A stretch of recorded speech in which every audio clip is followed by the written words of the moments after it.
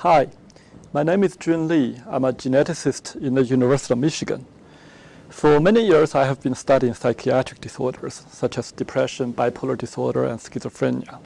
I've worked with psychiatrists, neuroscientists, and other geneticists.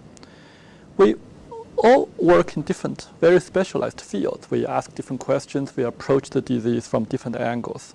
The question that always fascinates me is how the answers we brought back can be combined into a more unified understanding. That is, if we all go, read and publish in our own fields, go to the same conferences to see the same group of peers, how can the findings made in one field to really matter in other fields? For example, if there is a breakthrough in genetics, can it be spoken in a way to create turmoil in our unified understanding, or to cause neurobiologists to drop what they're doing and take up new experiments, or to be translated to doctors so they think about new treatments? So this is what I call the interdisciplinary research. So I wrote this essay to share some thoughts on how such research can really go forward, because it's really hard to combine the understanding from different levels. So I started in the essay talking about our recent report of 24-hour cycles of gene activity patterns in the human brain. These are so-called circadian rhythms.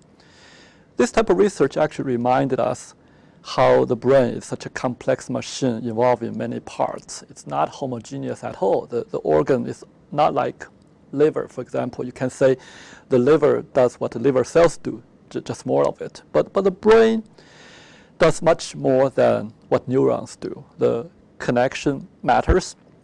The temporal activity patterns in the brain circuitry matters a lot. So I tried to remind my readers that circadian regulation is a great opportunity to study how temporal organization in the brain can really shed light on how other mental processes work, including how, say, emotional regulation are disrupted in depression or bipolar disorder.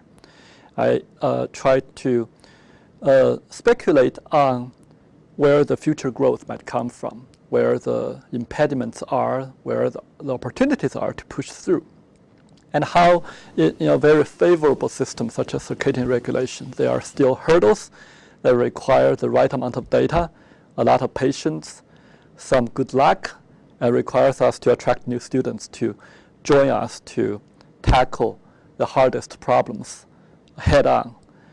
I hope you'll enjoy reading the essay.